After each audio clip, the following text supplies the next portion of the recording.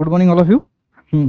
तर आज काय बघणार आहोत आपण, टीचिंग ॲप्टिट्यूड म्हणले आतापर्यंत महाराष्ट्र सेटमध्ये आलेले सर्व questions. Okay, so today we are going to see all the questions जवळपास 2015 पासून, पण फक्त टीचिंग ॲप्टिट्यूड. ओके, टीचिंग ॲप्टिट्यूडमधून पार्ट 1 ला आलेले सर. आणि आज जे काही सर्व प्रश्न आहे ते सर्व फक्त आणि फक्त पेपरला आलेले प्रश्नच आपण बघणार आहोत. ओके, म्हणजे तुम्हाला मी जास्त काही समजून सांगणार नाही, तुम्हाला 10 सेकंद देईल. एक तर तुम्ही कमेंटमध्ये उत्तर सांगा, ओके, ऑनलाईन स्टुडंट, किंवा तुम्ही 10 सेकंदात तुमचं लिहून घ्या, कारण की सर्व काही शिकवलेलं आहे, ह्या गोष्टी काय वापस सांगण्याची गरज नाही. पण एक प्रॅक्टिस म्हणून आपण सुरू करूया.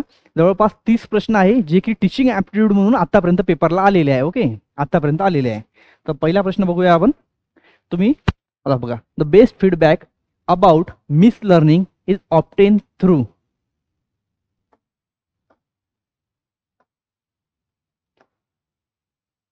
ओके, हा कधी आलेला आहे,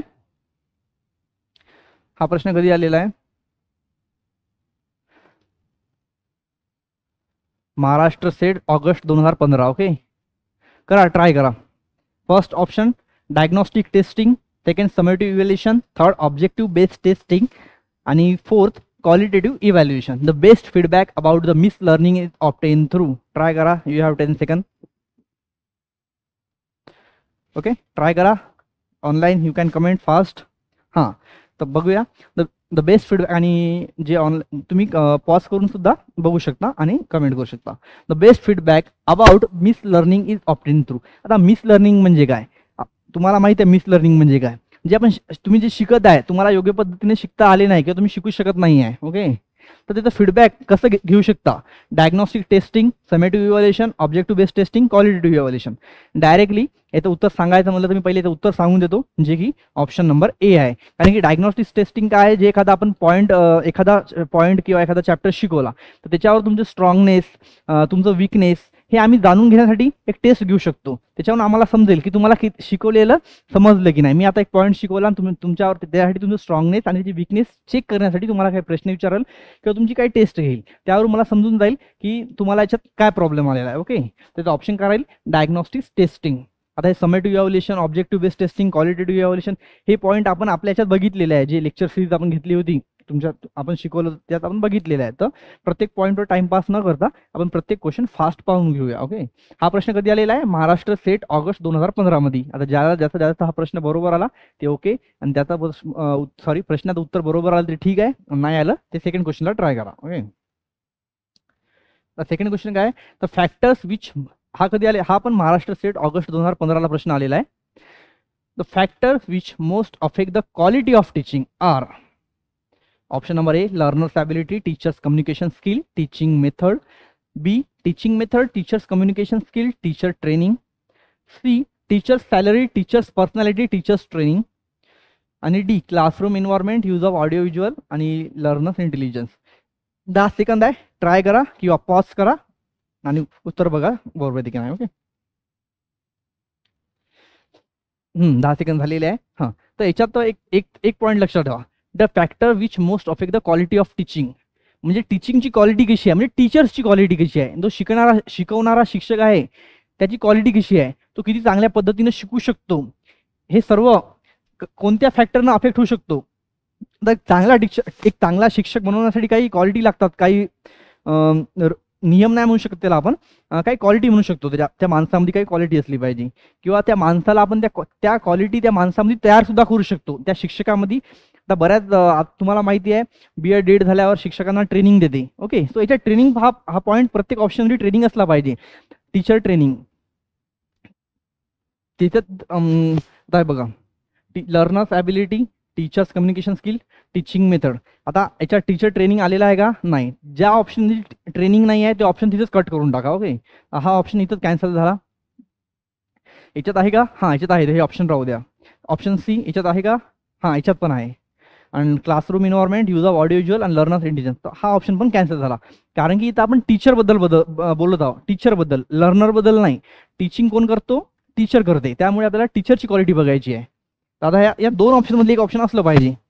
टीचिंग मेथड ओके, शिक्षकाजवळ असलीच पाहिजे, तर त्याची चांगली टीचिंग मेथड असेल तर विद्यार्थ्यांना लवकर समजेल.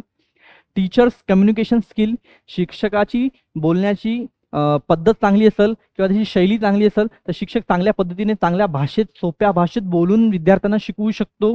आणि टीचर ट्रेनिंग तर आवश्यक आहे, कारण की टीचरला ट्रेनिंग कशासाठी दिलं जातं की विद्यार्थ्याला सोप्या भाषेत सोप्या शब्दात कसं समजून सांगायचं, शिक्षक विद्यार्थ्यांना वर्गात बोर होऊ नये, अजून त्याला चांगल्या भाषेत किंवा योग्य पद्धतीने अजून 1 घंट्याचं किंवा 2 घंट्याचं लेक्चर असेल तर त्या 2 घंट्याच्या लेक्चरमध्ये कितीदा ब्रेक झाला पाहिजे, किंवा विद्यार्थ्यांना बोरिंग न होण्यासाठी वेगवेगळे एक्झाम्पल सॉल्व्ह करणं किंवा काही डेमॉन्स्ट्रेशन देणं, काही प्रोजेक्ट घेणं, हे काही सर्व गोष्टी याच्यात ॲड होतात. Okay, so I think option number B is good. आता आपण ऑप्शन नंबर सी बघू, टीचर्स सॅलरी. ओके, तर टीचर्स सॅलरी एखाद्या वेळेस जास्त राहील, एखाद्या वेळेस कमी राहील, तर ते टीचर सॅलरी कधी टीचिंगवर अफेक्ट केली नाही पाहिजे. त्या टीचरला सॅलरी 1 लाख असो किंवा 2 लाख असो की 10 लाख असो की 50,000 असो की 10,000 असो की 5,000 असो. ओके, त्या टीचरची सॅलरी त्या शिक्षकाच्या शिकवण्याच्या शैलीवर किंवा त्या पद्धतीवर अफेक्ट केली नाही पाहिजे. त्याच्यामुळे टीचर सॅलरीमुळे हा ऑप्शन सुद्धा रॉंग होतो. तो option number B is right. Okay, आता जास्तीत जास्त ऑप्शन नंबर बी राईट असं ते कमेंट करा. Option number B is right. The factor which most affect the quality of teaching are teaching method, teachers communication skill आणि teacher training. हे 3 जर गोष्टी जर टीचर जवळ असेल तर क्वालिटी ऑफ टीचिंग एकदम गुड राहील, बेस्ट राहील. Okay, third question, the most important purpose of home assignment is to. हा MS सेट ऑगस्ट 2015 ला आलेला प्रश्न आहे. ट्राय करा, 10 सेकंद आहे तुमच्याजवळ. The most important purpose of home assignment is to.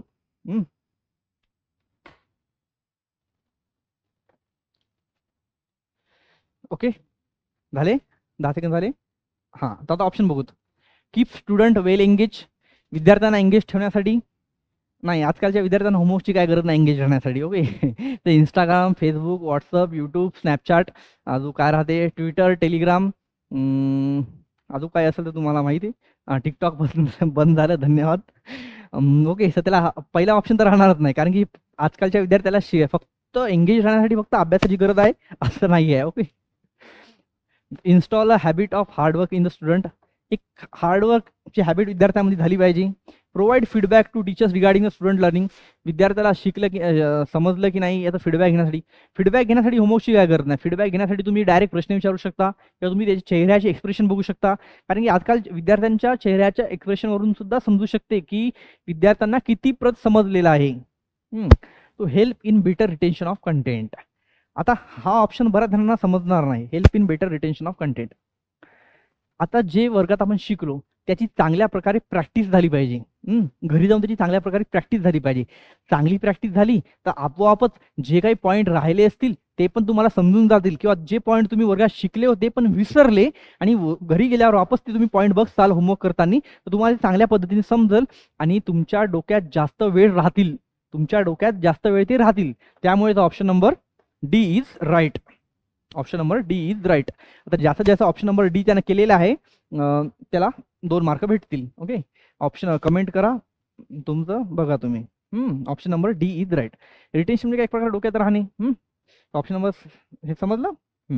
कारण की स्टुडंटला एंगेज राहण्याची काही गरज नाही. होमवर्क देण्याचा मेन मोटो तो नाही आहे, इम्पॉर्टंट पर्पज तो नाही आहे, किंवा त्याला हार्डवर्क करण्याची हॅबिट लावणं तो पण नाही आहे. कारण की हार्डवर्क तो वेगवेगळ्या पद्धती आहे, किंवा विद्यार्थी स्वतःहून सुद्धा हार्डवर्क करू शकतो, त्याला थोडं तरी मोटिवेशन दिलं तर. Provide feedback to teachers regarding the student learning. फीडबॅकसाठी पण गरज नाही. फीडबॅकसाठी आपण डायरेक्ट प्रश्न विचारू शकतो किंवा चेहऱ्यावरच्या एक्सप्रेशनवरून सुद्धा समजू शकतो, किंवा डायरेक्ट टेस्ट घेऊ शकतो. नेक्स्ट प्रश्न, application of course content in day to day life is mainly achieved through. हा आलेला आहे MS सेट मे 2016ला. ओके, MS सेट मे 2016ला. हा कधी आला याच्या आधीचा MS सेट ऑगस्ट 2015ला. हा आलेला आहे MS set May 2016. Application of course content in day to day life is mainly achieved through demonstration method, project method, field visit आणि डी इन्क्वायरी. चला 10 सेकंद आहे, ट्राय करा.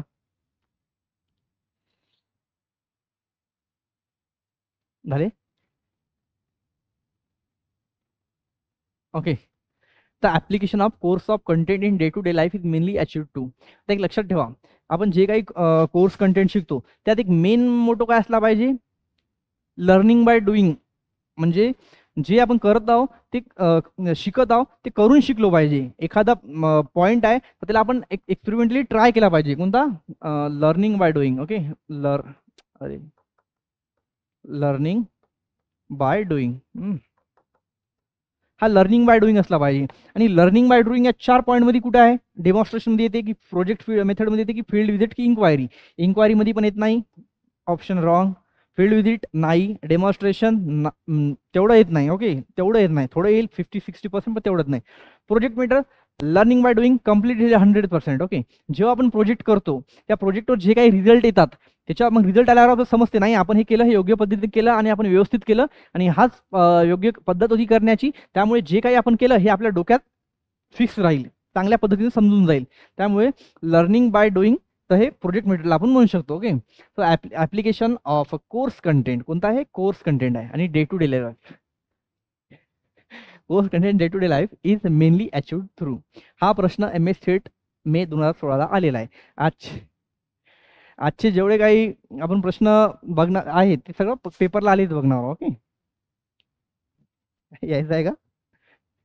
हे होते थोडं बसू शकता. 30 प्रश्न आहे जे की पेपरला आलेले आहे 2015 पासूनचे, जे आम्ही एक हे ठेवलेले आहे टेस्ट, त्याच्यात आम्ही आज घेत आहोत. बघा, बसू शकतो.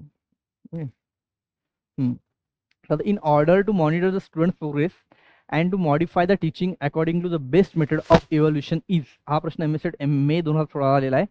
ओके, मे 2016 आलेला आहे. तुमच्याजवळ किती 10 सेकंद आहे, ट्राय करा.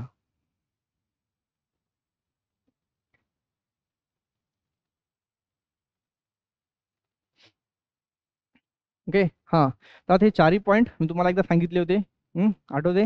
त्याचे काय सांगितलेलं आहे? In order to monitor the student progress and to modify teaching according to the best method of evolution is. Direct सांगू शकता तुम्ही फॉर्मॅटिव्ह इव्हॉल्युशन, कारण की ड्युरिंग लर्निंग आपण हे चेक करतो की विद्यार्थ्यांना किती समजलं, किती नाही समजलं. आणि याच्यात इव्हॅल्युएट करणं आहे. इव्हॅल्युएट म्हणजे काय? चेक करणं आहे की विद्यार्थ्यांना किती समजलं. In order to monitor student progress, स्टुडंटचा प्रोग्रेस चेक करण्यासाठी. अँड टू मॉडिफाय टीचिंग, आणि जी टीचिंग पद्धत आहे त्यात काही चेंज करण्याची आवश्यकता आहे का? ओके, द बेस्ट मेथड कोणती आहे इव्हॉल्युशनची? फॉर्मॅटिव्ह इव्हॉल्युशन. काहून? जर आपण ते शिकवलं, जे काही पॉईंट शिकवले ते लगेच मी चेक करू शकतो तुमच्याला की तुम्हाला किती समजले, किती नाही समजले. त्यामुळे formative evaluation is the option for this. Summative, qualitative आणि ऑब्जेक्टिव्ह हे तिन्ही पॉईंट मी सांगितलेले आहे ऑलरेडी. हां, आता नेक्स्ट पॉईंट कोणता आहे? हां, तर question how would you prove हा आलेला आहे MS मे 2016ला. The question how would you prove that the earth is round or not round is based on the which objective? सांगा, 10 सेकंद आहे तुमच्याजवळ. कोणता असेल? You can say.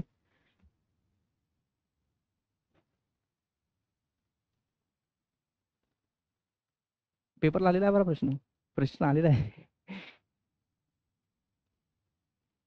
Okay, you have 10 second. You can comment or you can pause and you can check. So एक लक्षात ठेवा, इथं काय आलेलं आहे? एक क्वेश्चन आलेला आहे, how would you prove that the earth. हां, so you prove that the earth is round or not. प्रश्न आपण केव्हा विचारतो? जेव्हा विद्यार्थ्यांचं समजलेलं त्यांना चेक करण्यासाठी की त्यांना किती परत समजत आहे किंवा किती समजलेलं आहे की नाही, म्हणजे त्यांना चेक करण्यासाठी. इथं काय विचारलेलं आहे? क्वेश्चन विचारलेला आहे, क्वेश्चन. आणि ओके, क्वेश्चन विचारलेला आहे आणि क्वेश्चनचा पार्ट मेन काय आहे? Evaluate student progress. Okay, student progress म्हणजे स्टुडंटचा प्रोग्रेस चेक करण्यासाठी क्वेश्चन विचारतोच आपण की विद्यार्थ्यांना किती समजलेलं आहे, किती नाही समजले आहे. म्हणजे डायरेक्ट इव्हॅल्युएशन आलेला आहे, डायरेक्ट ऑप्शन इव्हॅल्युएशन इथं आलेला आहे. Okay, so option number B is right. Next, which of the following is not essential for good teaching? गरज नाही आहे. ओके, चांगल्या टीचिंग करण्यासाठी. हा पण MS मे 2016 आलेला आहे. You have 4 option: human relation skills, communication skill, attractive personality, knowledge of the app. म्हणजे teaching method. Okay, 10 second over. तर याचा ऑप्शन आहे directly. Okay, you can say directly. याचा ऑप्शन डायरेक्ट या प्रश्नाला पाहायची गरज नाही. खरं का समजा तर तुम्ही डायरेक्ट सांगू शकता की अट्रॅक्टिव्ह पर्सनॅलिटी. तुम्ही किती सुंदर आहात, तुम्ही कसं दिसायला, तुमची बॉडी किती आहे, तुम्ही कशी आहे, याची काहीही गरज नाही. आजकाल यूट्यूबवरती ट्रेंड चालू आहे, मॅक्झिमम ओके तुम्हाला माहित आहे, सांगण्याची गरज नाही, बोला तो विवाद हो जाएगा, इसके लिए I will not speak on this point. But you can say which of the following is not essential. गरज नाही की तुम्हाला चांगल्या पद्धतीने तुम्हाला शिकवायचं आहे, पण त्या पॉईंटची तुम्हाला गरज नाही. असली तर ठीक आहे, काय प्रॉब्लेम नाही, आणि नसली तरी ठीक आहे, काय प्रॉब्लेम नाही, पण तेवढी काही आवश्यकता नाही, इम्पॉर्टंट नाही, कंपल्सरी नाही. ह्युमन रिलेशन स्किल आवश्यक आहे, कम्युनिकेशन स्किल आवश्यक आहे, knowledge of the appropriate teaching method आवश्यक आहे, पण attractive personality no need that much. असली तर काय वाईट नाही. Okay. Next, the most important purpose of guidance of student is to. हा पण MS सेट मे 2016 आलेला आहे. जे ऑप्शन आहेत, help them to understand their own shortcomings, help them to change their faulty behavior, make them capable of helping themselves, and direct them about the right path. Okay, so you have 10 seconds, and I think option is click in your mind by reading only these points. So okay, 10 seconds started. हाँ, आता झाली 10 सेकंद. You can stop or you can pause it. Help them to understand their own shortcoming. Okay, आवश्यक आहे, कारण की हा point पण आवश्यक आहे, कारण की जेव्हा आपण विद्यार्थ्यांना गायडन्स करतो त्यांना आपल्याला गरज आहे सांगण्याची की तुमचं काय प्रॉब्लेम आहे, तुम्हाला कुठे तुम्ही कमी पडत आहात, किंवा तुम्हाला कोणते पॉईंट समजत नाही आहे, तुमचं काय चुकत आहे. Help them to change their faulty behaviour. हे पण बरोबर आहे, तुमचं काय चुकत आहे ते चेंज करा तुम्ही. जे तुमचा बिहेवियर आहे, वर्गात लेट येणे, वर्गात आले तर लक्ष न देणे, हे काहीतरी चेंज करणे. किंवा make them capable of helping them self. हा पॉईंट मी लास्टला सांगेल, सी. आणि D, direct them about the right path.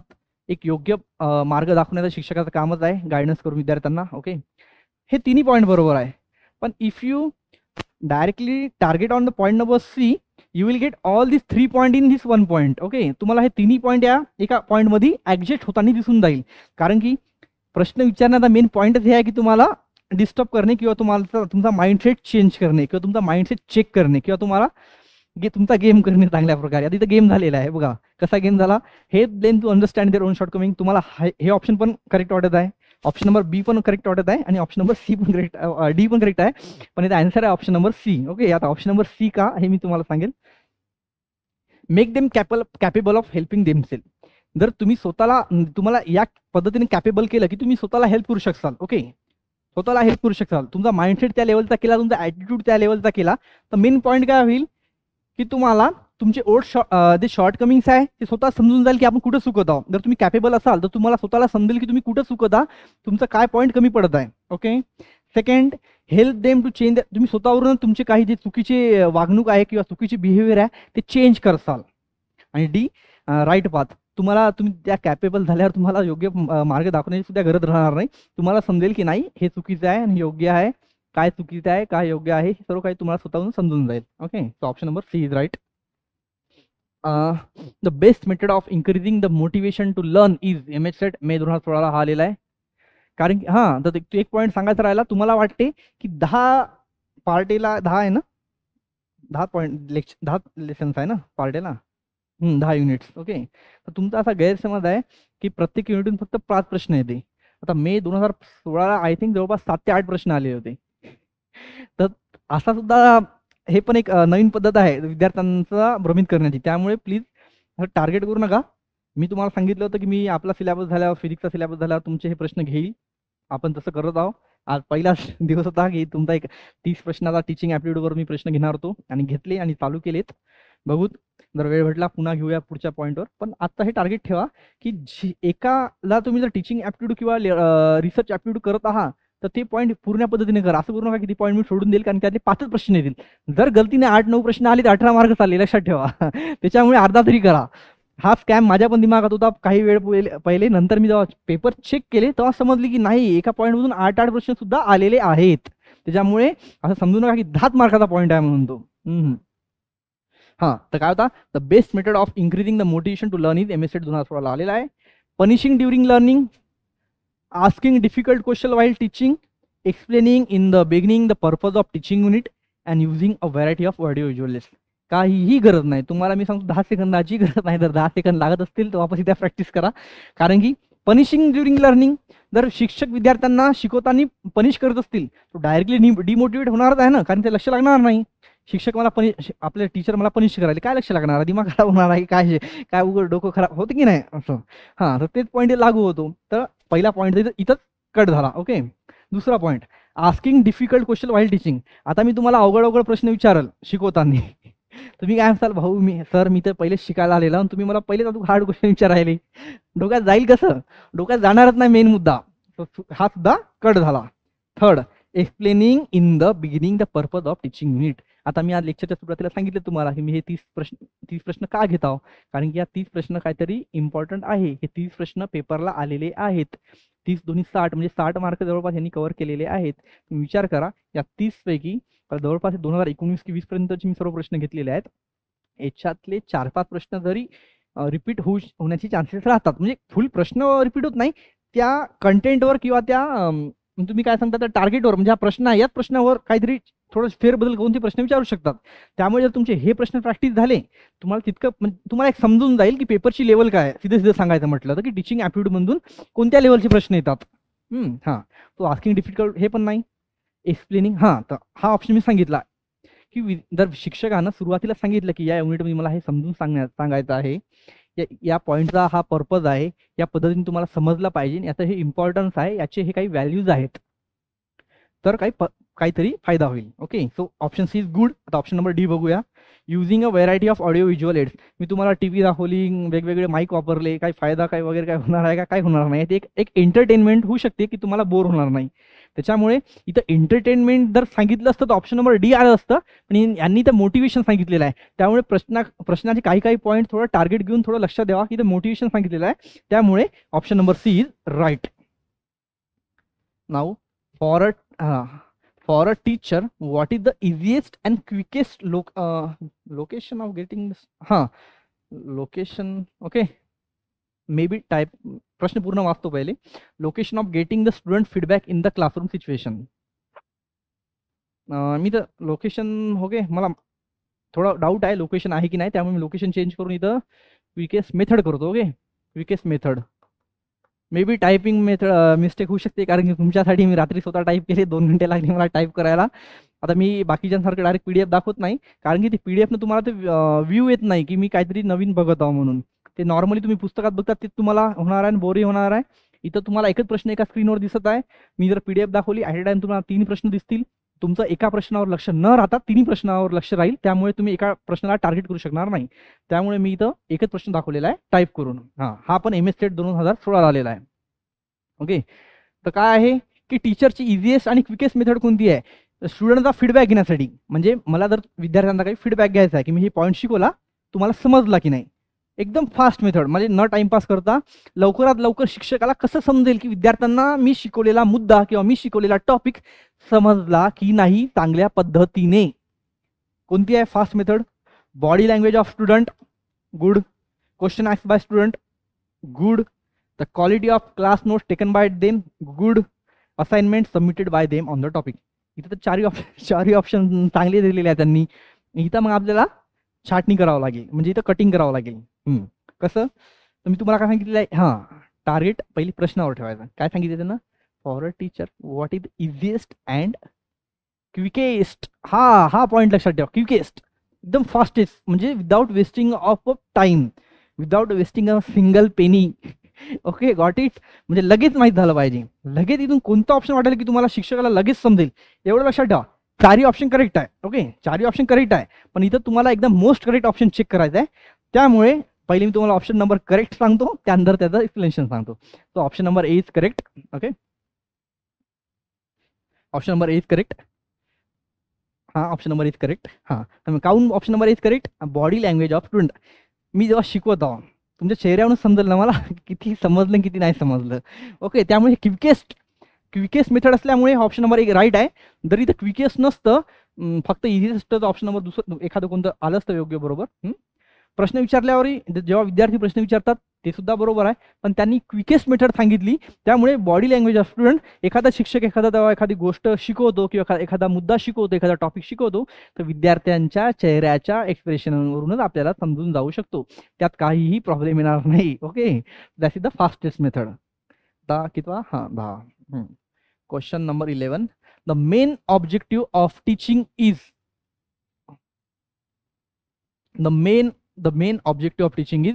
MS set April 2017 आलेला प्रश्न आहे. ओके, आता आपण 15 पासून 17 वर आलेलो आहोत. 15 पासून 17 वर, तर MS सेट एप्रिल 2017 आलेला आहे.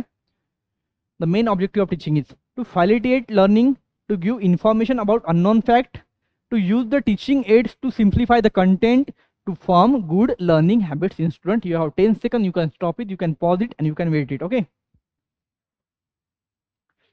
10 सेकंद. ओके, हां. तर आता इथं बघूया. तो मेन ऑब्जेक्टिव्ह, टीचिंगचा मेन ऑब्जेक्टिव्ह काय, मेन पर्पज काय, to facilitate learning, to give information about unknown facts. आता अननोन फॅक्ट्स बद्दल इन्फॉर्मेशन पहिला पॉईंट राहू देऊया, पहिले आपण बी लावतो कारण ऑप्शन नंबर ए फॅसिलिटेट दिसत आहे. बऱ्याच जणांना प्रॉब्लेम काय राहतो की ज्या ऑप्शनमधले काही शब्दांचा अर्थ समजत नाही, इट इज रिअल फॅक्ट. तर बऱ्याचदा होतो असं, त्याच्यामुळे ऑप्शन नंबर ए राहूया, आपण ऑप्शन नंबर बी वर जाऊया. To give information about unknown facts. तर अननोन फॅक्ट्स किंवा अननोन गोष्टीबद्दल इन्फॉर्मेशन गुगल पण देते, न्यूज चॅनलवाले पण देते आणि व्हॉट्सअप युनिव्हर्सिटीवाले पण देते, मॅक्झिमम सर्व जण देतात. त्याच्यामुळे ऑप्शन नंबर बी तेवढं काय योग्य नाही आहे. To use teaching aids to simplify the content. नाही, हे तर राहणार नाही, कारण की टीचिंग एड्सचा वापर करून कंटेंटला सिम्प्लिफाय किंवा इझी करून सांगणं हे टीचिंगचा ऑब्जेक्टिव्ह नाही आहे. Okay, to form good learning habits in student. Okay, हे आहे, पण तुम्ही त्याची आदत काय म्हणते, to form good learning habits म्हणजे विद्यार्थ्यांमध्ये चांगली अभ्यासाची आवड किंवा आदत लावणे हे पण आहे, पण तितकं नाही आहे. आता हे ऑप्शन नंबर ए आहे का. मेन टू फॅसिलिटेट नाही आहे, फॅसिलिटेट आहे. लर्निंग म्हणजे त्याचं काय, जे आम्ही काय शिकवत आहोत, ओके, शिक्षक काय ते शिकवत आहे ते विद्यार्थ्यांना सोप्या याच्यात समजलं पाहिजे. ओके, सोप्या याच्यात म्हणजे इझी, तुम्ही काय म्हणता, तुमची लर्निंग इझी बनवणे. शिक्षक शिकवत आहे, टीचिंग झाली, विद्यार्थी शिकत आहे, लर्निंग झाली.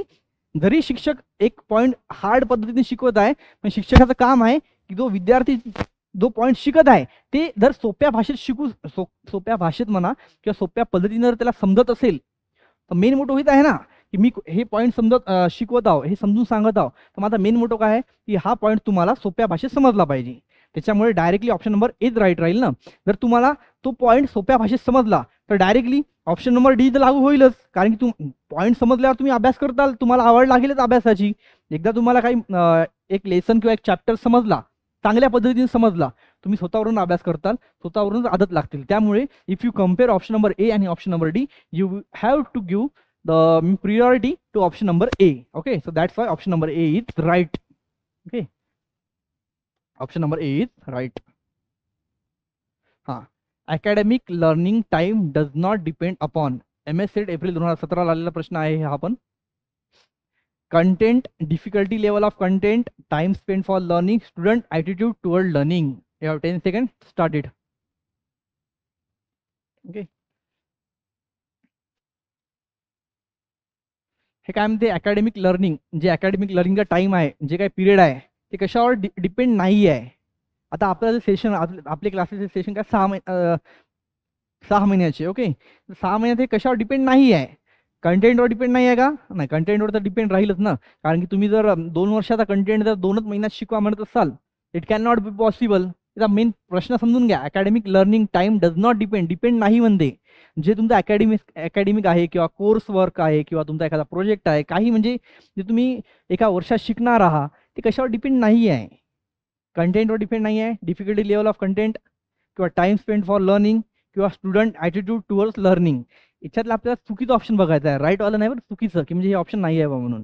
त्याच्यामुळे काही डज नॉट सांगितलेलं आहे ना, तुम्ही त्या पद्धतीने पण ती पद्धत सुद्धा वापरू शकता की चुकीचं ऑप्शन सापडणे म्हणून, कारण की हे तर आवश्यक आहे. कंटेंट असल्यावर समजेल की किती वेळ लागणार आहे.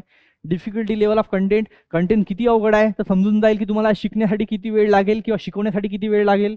टाइम स्पेंड फॉर लर्निंग, या अभ्यास करताना किंवा जे लर्निंगसाठी नेमका किती वेळ द्यायचा आहे हे सुद्धा ठरलेला राहतो. कारण की ज्यावेळेस तुम्ही शाळेत जायचे तर पहिल्याच दिवशी शिक्षकाला सांगितलेलं राहायचं की हा सिलेबस तुम्हाला इतक्या दिवसात कंप्लीट करायचा आहे, म्हणजे टाइम ठरलेला राहायचा. तर याच्या स्टुडंट ॲटिट्यूड टुवर्ड लर्निंग काही घेण देणंच नाही, तुमची इच्छा आहे की नाही इच्छा आहे, आम्ही आमचं काम करायला शिकवायचं. Okay, so option number D is right. तुम्हाला वाटत असेल की स्टुडंटचा ॲटिट्यूड खूपच इम्पॉर्टंट आहे या टाइम म्हणजे अकॅडमिक लर्निंगसाठी.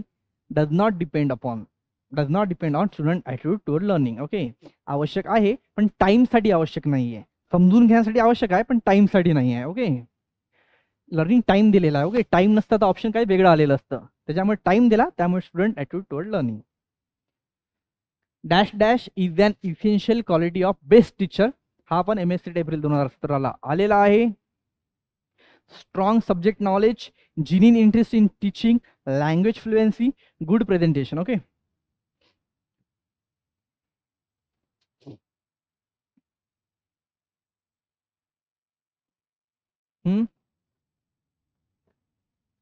सो आता एक काय म्हणते, dash dash is an essential quality of the best teacher. एखाद्या बेस्ट टीचरमध्ये ती क्वालिटी असलीच पाहिजे. Okay. Strong subject knowledge, okay, आवश्यक आहे. आणि एक लक्षात ठेवा, त्या सब्जेक्ट नॉलेज नाही तो टीचर नसणार, तो टीचर राहणारच नाही. त्याच्यामुळे strong subject knowledge is good. Ginning interest in teaching, म्हणजे त्याची मनातून इच्छा असली पाहिजे शिकवण्यासाठी. एका शिक्षकाची मनातून इच्छा असली पाहिजे शिकवण्याची. लँग्वेज फ्लुएन्सी, गुड प्रेझेंटेशन, किती चांगल्या पद्धतीने प्रेझेंट करू शकेल तो, किंवा त्याची लँग्वेज फ्लुएन्सी किती चांगल्या पद्धतीने ते बोलू शकतो त्या भाषेत. ओके. चारही ऑप्शन गुड आहे. ओके, गुड आहे, पण याच्यातले बेस्ट ऑप्शन बघायचे आहे. आणि याच्यातले बेस्ट ऑप्शन फक्त 2 आहे, ए आणि बी.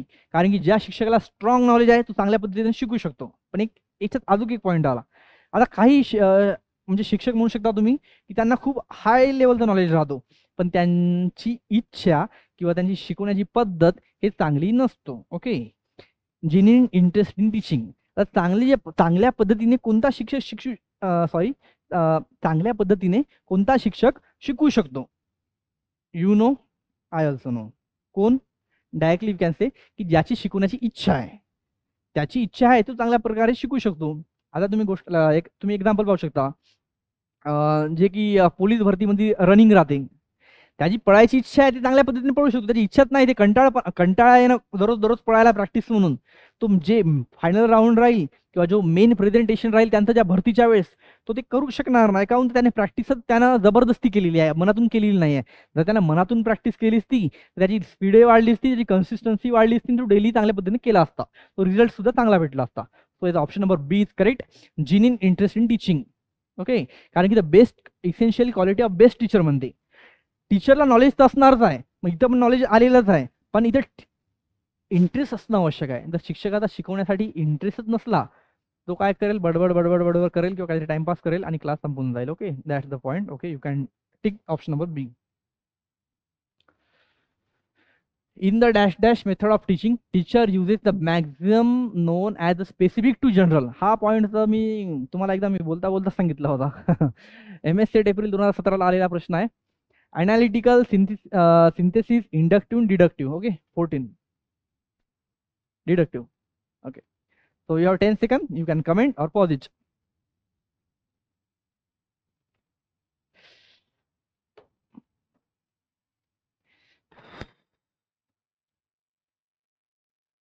हे प्रश्न खरं आलेले आहे सर्व पेपरला, म्हणजे चांगल्या म्हणजे लेवलचे आहे सर्व प्रश्न. मला पहिले वाटलं जे आपण ते डायरेक्ट पेपर सॉल्व्ह करतो ना, त्यात काय होते, ते सर्व प्रश्न आपण म्हणजे हे बघतो त्यामुळे आपल्याला पेपरची लेवल तेवढी हार्ड वाटत नाही. काहून? तर त्या 50 प्रश्नापैकी 10 प्रश्न सोपे राहते. त्या 10 सोप्या प्रश्नामुळे आपल्याला वाटते की अख्खा पेपरच सोपा आहे. जेव्हा आपण त्याला डिवाइड अँड रूल करतो, आता हे डिवाइड अँड रूल आहे, मी फक्त टीचिंग ॲप्टिट्यूडला डिवाइड केलं आणि त्याचेच प्रश्न घेतले. तुम्ही याचे सॉल्व्ह करसाल तर मग समजेल.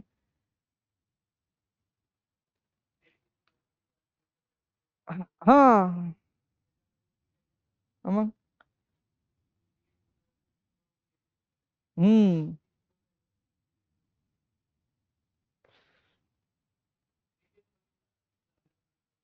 हा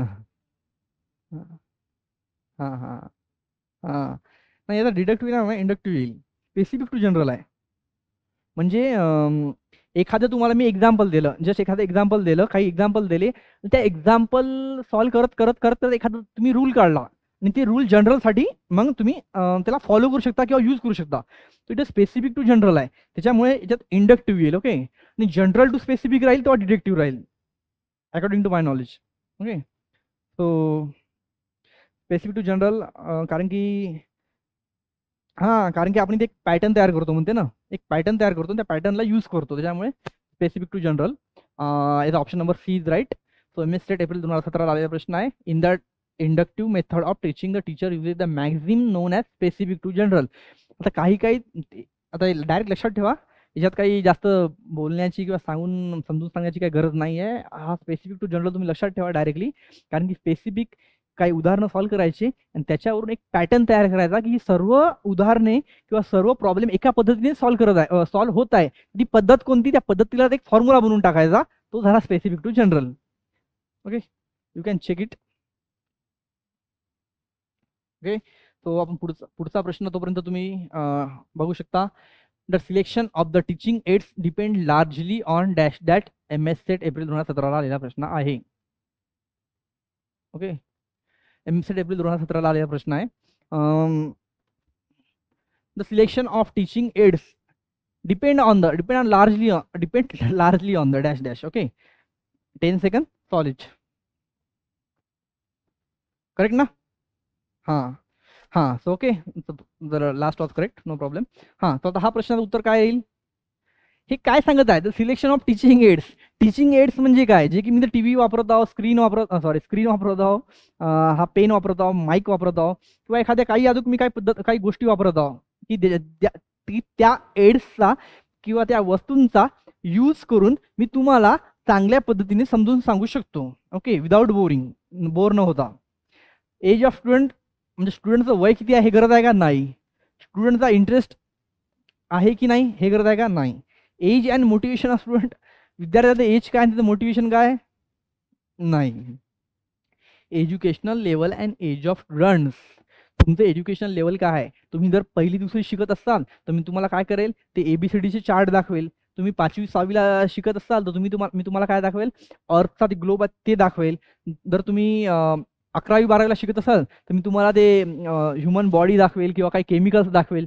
तुम्ही BSc किंवा MScला शिकत असाल तुम्हाला डायरेक्टली काही गोष्टी एक्सपेरिमेंटल नॉलेजसाठी जे म्हणजे भेटणं अवघड आहे ते फक्त सायंटिफिक लॅबमध्ये राहतात ते गोष्टी तुम्हाला मी दाखवेल. ओके, म्हणजे एज्युकेशनल लेवल आणि विद्यार्थ्यांच्या वयावर डिपेंड आहे की शिक्षकांनी शिकवताना कोणत्या वस्तूंचा वापर केला पाहिजे. आता मी जर पहिल्या वर्गात किंवा दुसऱ्या वर्गात साप आणि ते काय म्हणते ते बेंडके ते असतं ना ते घेऊन आलो तर पहिल्या वर्गातले दुसऱ्या वर्गातले लेकरं पळून जातील. पण तेच MSc ती बायोलॉजीवाली करतात आहे ना. मला माहित नाही बायो की झू काय ते ओके, MSc बायोलॉजी म्हणून टाकूत. ते विद्यार्थी करतात, ते त्यांना फाडतात, त्यांचं ऑपरेशन करतात. ओके खूप अवघड आहे ते. हां, तर ते तिथं लागू होते काहून त्यांची एज्युकेशनल लेवल ते आहे, त्यांचं वय ते आहे. त्याच जागी ते गोष्टी तुम्ही इथं आणसाल तर अवघड होईल. जसं की आपले बाकीची उदाहरणाची गरज नाही कारण की तुम्हाला फास्ट हे प्रश्न बघायचे, टाइमपास नाही करायचा आहे. तो इथं ऑप्शन नंबर काय राईट येईल? D, education level and age of student. विद्यार्थ्यांची एज्युकेशन लेवल काय आहे आणि त्याचं वय काय आहे. MS Sindhu conduct the question answer session in her class to determine the abilities of student at the beginning of an academic year. This is term as that assessment. MS set April 2017 आलेला प्रश्न आहे बघा. Formative, summative, diagnostic, cumulative. Okay, तुम्हाला मी diagnostic सांगितलं होतं main motto काय आहे. तर आता हे प्रश्न बघा आणि ऑप्शन बघा. थोडा याला 15 सेकंद 10 सेकंद एक्स्ट्रा देतो, थोडा प्रश्न वाचायला 10 सेकंद लागतील. करा. ओके,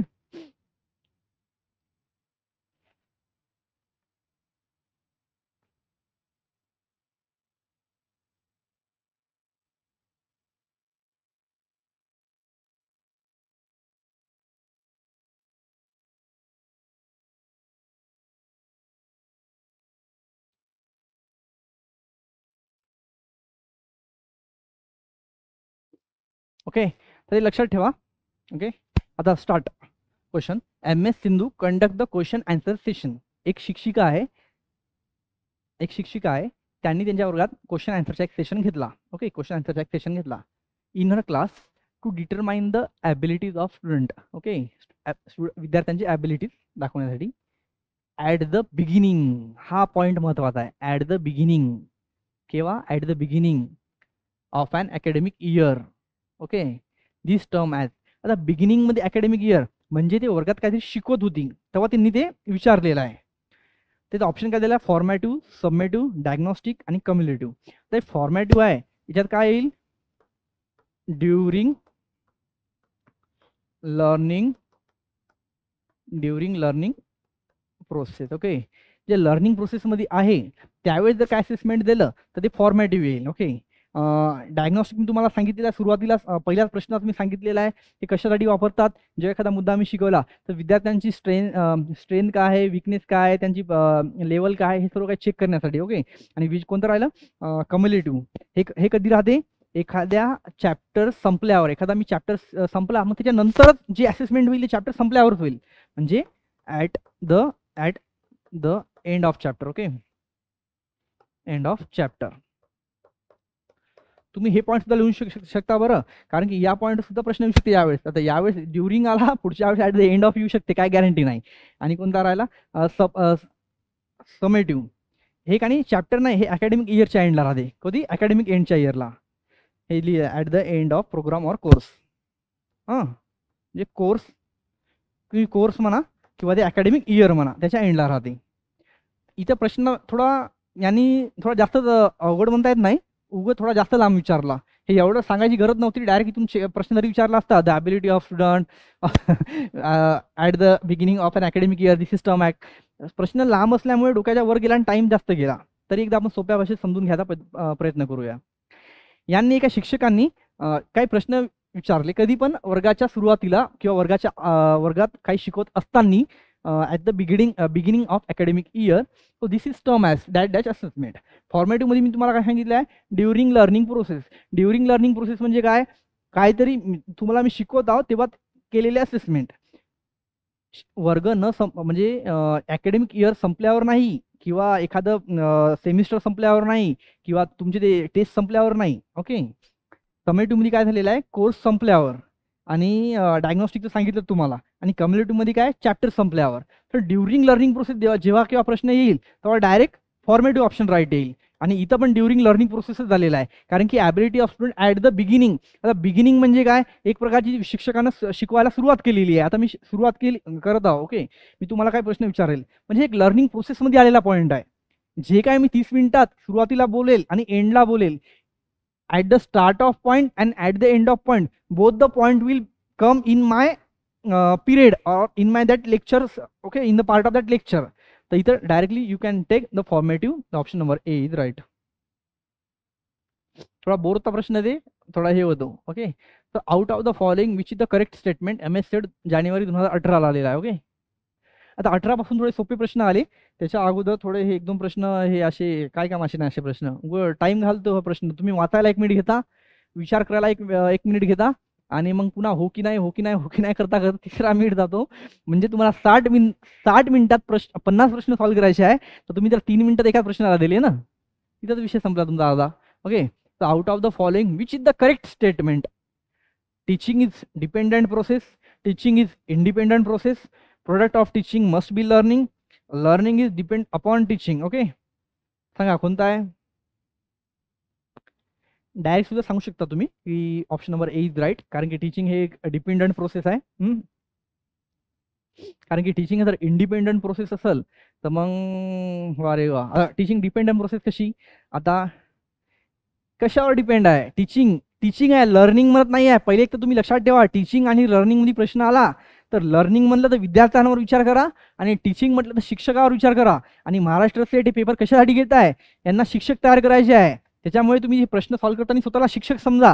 तुम्ही समजसाल की नाही पुढचा शिक्षक काय विचार, तुम्ही स्वतःचा विचार करा की मी शिक्षक आहो आणि मला असा विचार करायचा आहे, कारण की शिक्षकासाठी परीक्षा आहे. तर teaching is dependent process. Teaching dependent process कशी आहे, कशावर डिपेंड आहे, टीचरच्या नॉलेजवर, टीचरच्या स्किलवर, त्याच्या वेगवेगळ्या पद्धतीवर समजून सांगण्याच्या. तर त्याच्यावर हे काही स्किल असेल, त्याचं नॉलेज असेल, तो चांगल्या प्रकारचा ते काय म्हणजे फ्लुएन्सी असेल, अशा काही गोष्टी असतील, तर डायरेक्टली या गोष्टीवर टीचिंग तर डिपेंड राहणार झाली ना. जर माझ्याजवळ नॉलेजच नसेल, माझ्याजवळ स्किलच नसेल, तर टीचर शिकू शकते का, नाही शिकू शकत. टीचिंग हे कोणत्या तरी वस्तूंवर डिपेंड आहे. जसं क्रिकेट हे बॅट आणि बॉलवर डिपेंड आहे. Without bat and ball you can not play cricket, कारण की बॅट अँड बॉल नसला तुम्ही क्रिकेट खेळू शकणार नाही. म्हणजे cricket is depend on bat and ball. Like that teaching is depend on the skill of teacher. Learning is depend on the student, no problem. But here they are asking about the teaching. So teaching must be, should be, it will be depend on the skill of teacher and knowledge of the teacher. And there will be many points you can add in the teacher's abilities. Okay, the teacher's ability काय आहे. त्यामुळे तुम्ही directly प्रश्न option number ए ला right करू शकता without going to हे खालच्या पॉईंटवर न जाता. So dash dash is a very important in the process of learning. MS set 2018 आलेला प्रश्न आहे. Dash dash is very important in the process of learning. School atmosphere, infrastructure, previous knowledge, teachers personality. आता इथं learning आलेलं आहे, तर please जेणेकरून स्वतःला आता विद्यार्थी समजा, शिक्षक नका समजू. जेव्हा लर्निंग आलं तेव्हा स्वतःला विद्यार्थी समजा, आणि जेव्हा टीचिंग आलं स्वतःला टीचर समजा. You have to imagine yourself like that. Okay, you have 10 seconds start.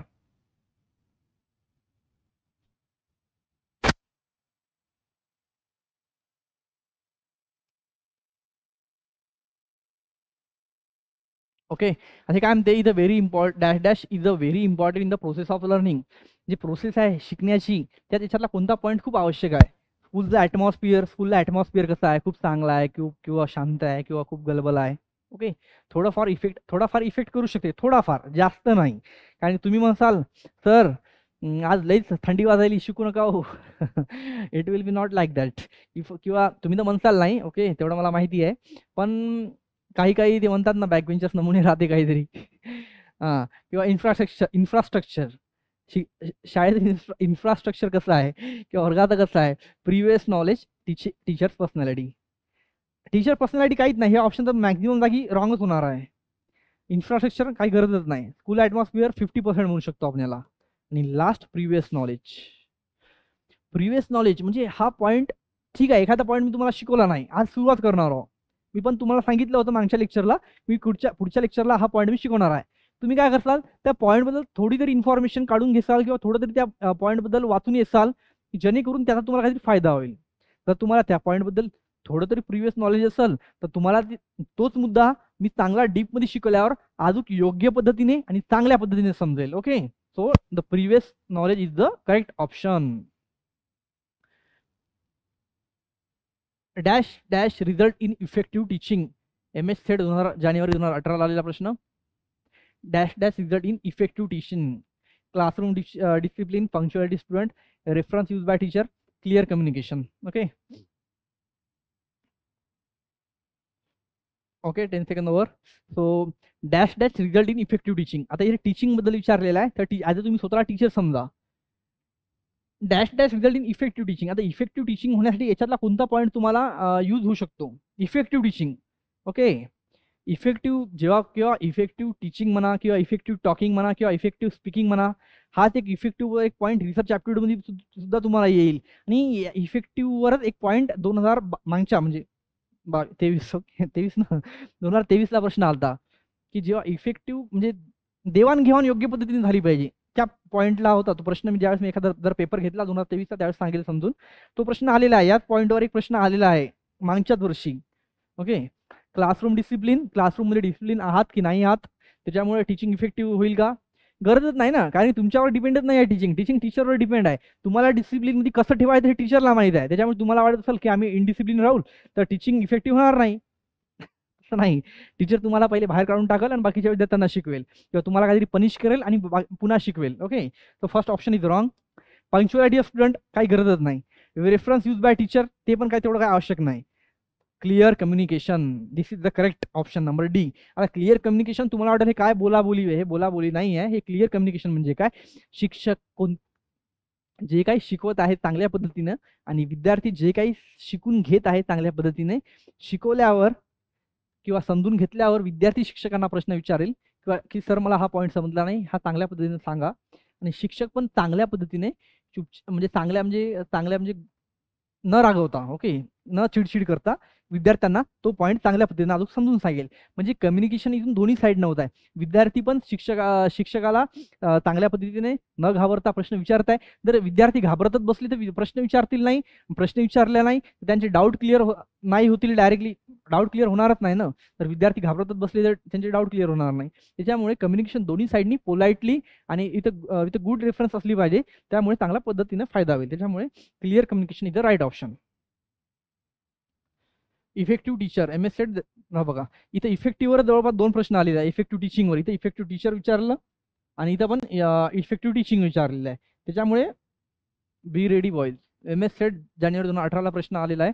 Effective teacher dash allow student to ask question, complete syllabus within the time, provide a variety of learning experience, explain everything to absent student. Okay. So effective teachers dash dash your time, pause or do it. Okay. So allow student to ask question.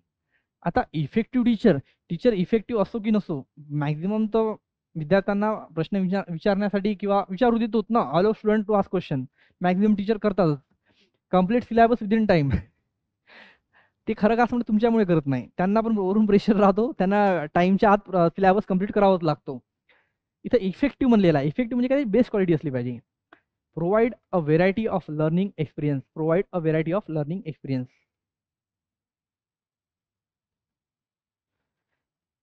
Tick करून घेतो, पुन्हा पुढचा सांगतो. Explain everything to absent student. आता absent असलेल्या स्टुडंटना जर शिक्षक समजून सांगत असेल तर बाकीच्या विद्यार्थ्यांना नुकसान होईल ना, कारण की ते विद्यार्थी डेली आलेले आहेत, तर त्यांच्यामुळे त्यांचा टाइम वेस्ट होत आहे. ते एक दिवस अब्सेंट राहिले आणि दुसऱ्या दिवशी लेक्चरमध्ये कालचे पॉईंट विचारत आहे. म्हणजे ते लेक्चर जर 40 मिनिटात असेल 20 मिनिट तर त्याच्यातच जातील ते पॉईंट क्लिअर करण्यात. म्हणजे नुकसान कोणाचं आहे, जे रेग्युलर स्टुडंट आहेत त्यांचं. त्याच्यामुळे हा पॉईंट पण राहणार नाही. त्याच्यामुळे शिक्षकाचं हे काम नाही आहे की फक्त अब्सेंट स्टुडंटला समजून सांगणे. एखाद्या वेळेस ठीक आहे, जर इम्पॉर्टंट असेल तर ठीक आहे, आणि जर इम्पॉर्टंट रिझन असेल, काही जिनिंग रिझन असेल विद्यार्थ्यांचा अब्सेंट राहण्याचा, तरी ठीक आहे. पण डेली हे ठीक नाही. त्याच्यात काय, provide a variety of learning experience. आता मी जर तुम्हाला फक्त एकाच पद्धतीने शिकवत आहोत, तुम्हाला 100% बोर होणारच झालं. त्याच जागी मी जर तुम्हाला उदाहरणं दिले किंवा काही प्रॉब्लेम दिले सॉल्व्ह करायला, जसं की हे क्वेश्चन्स दिले काही सॉल्व्ह करायला, किंवा क्वेश्चन विचारलेत, काही चांगलं कम्युनिकेशन केलं, किंवा काही इफेक्ट, काही व्हिज्युअल्स दाखवले, ओके, काही ऑडिओ व्हिज्युअल्स दाखवले, काही ग्राफ्स दाखवले, तुम्हाला पण इंटरेस्ट येईल शिकण्यासाठी. ओके, जे काय तुम्ही शिकत आहात त्यात तुम्हाला इंटरेस्ट नक्की येईलच. ओके, त्यात तुम्हाला चांगल्या पद्धतीने इंटरेस्ट येणारच झाला. त्यामुळे provide a variety of learning experience. Learning experience. Okay, जे तुम्ही काही शिकून घेता त्यात काही वेगवेगळी जर मी व्हेरायटी, म्हणजे शिकवताना काही बघा, एक सिधी गोष्ट आहे, तर शिक्षक वेगवेगळ्या पद्धतीने शिकवत असेल तर याचा अर्थ की विद्यार्थी वेगवेगळ्या पद्धतीने शिकत आहे. कारण की जे मी तुम्हाला देत आहो ते तुम्ही तिकडून घेसाल. ओके, दोन्ही साईडनं देवाणघेवाण होत आहे. असं नाही की मी हे शिकवत आहोत तुम्हाला दुसरं काहीतरी समजत आहे, तसं होऊ शकणार नाही. मग त्याला म्हणते लॅक ऑफ कम्युनिकेशन. तिथं लॅक ऑफ कम्युनिकेशन होईल किंवा लॅक ऑफ कम्युनिकेशनल नॉलेज होईल किंवा स्पीकिंग बरोबर नाही म्हणून आपल्याला तुम्हाला पॉईंट बरोबर समजले नाही, सिधे सिधे सांगितलेलं आहे. ओके, टाइम जास्त होत आहे प्रश्नासाठी, फास्ट सांगतो पुन्हा एकदा. Effective teachers dash dash MSc 2018 आलेला प्रश्न आहे. I love student to ask question. प्रत्येक टीचर विद्यार्थ्यांना प्रश्न विचारू देतो. Complete syllabus within time. प्रत्येक शिक्षक वेळेवर किंवा टाइमवर सिलेबस कंप्लीट करतो. Provide a variety of learning experience. शिक्षक जर विद्यार्थ्यांना वेगवेगळ्या पद्धतीनं शिकवत असेल, चांगल्या पद्धतीने शिकवत असेल, तर विद्यार्थ्यांना पण समजून घेण्यासाठी सोपं जाईल. कारण की एक पद्धत बोर होते ना, आता तुम्हाला पण प्रत्येक जणाला एक मित्र लवकरच बोर होते. त्याच्यामुळे आता खूप कमी मित्र राहिले की ते आपले, म्हणजे खूप आपले पण कॉन्टॅक्टमध्ये बघा, असे 1-2च मित्र राहतील की ते आपण 10वी किंवा 11वीला भेटलो होतो ना, आज त्यांना भेटून आपल्याला जवळपास 10 वर्ष व्हायले. म्हणजे खूप कमी मित्र राहतात. कारण की जैसे लोक कपडे बदलते आज, वैसे आजकाल दोस्त बदलते. That's the fact, that's the truth. Explain everything to absent student. हे तर नाही, हे नसलाच पाहिजे. हे एखाद्या वेळेस ठीक आहे पण नेहमी नाही. So option number C is right. 21. Okay, आता लास्ट 7 प्रश्न राहिलेले आहेत.